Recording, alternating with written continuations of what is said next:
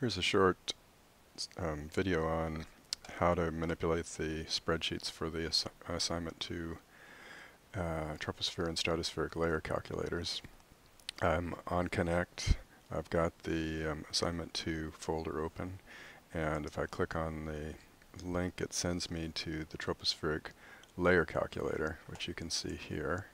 And these are the three equations with the terms that we worked out in the day 6 class yesterday, Thursday. If you aren't familiar with Google Spreadsheets, the first thing you need to do is make a copy so that you can work on it, or you can download it so that you can use Microsoft Excel or LibreOffice, which is available free for Windows or Macs. So I'm going to make a copy so that I've got write permission, give it a name,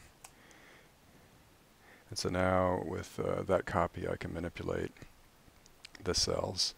And what I want to do, what I'm asked to do in the assignment, is to see what happens to the surface temperatures in the layers, the top layer, the bottom layer, and the ground as I change the emissivities. So to just get a feeling for why this works, you can take a look at the individual equations. We have 3 equations, and to simplify things, we've set the unknowns as the combination of epsilon times sigma t1 to the 4th and epsilon 2 times sigma t2 to the 4th. So we've got some algebra that just sets the heating and cooling rates to 0 so that we get equilibrium, solves for 3 equations and 3 unknowns by substitution, and then takes those formulas and translates them into spreadsheet language. So you can see, for example, we've got the albedo.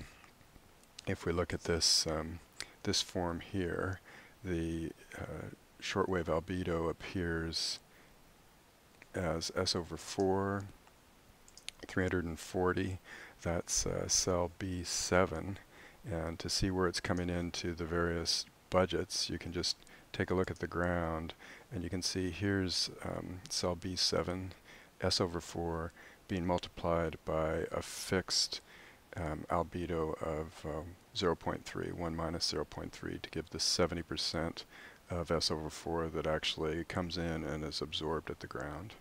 And then the rest of this formula is just solving in terms of other cells. For example, B6, wherever you see a B6 in this cell, you are looking at one of the layer epsilons. So here's 1 minus epsilon, which is set to 0.5, and then this whole thing, which we haven't shown in class, is just then a complicated way to find the equilibrium flux from the surface, layer 1 and layer 2, and then turn these into temperatures just by using the flux divided by sigma to the quarter power.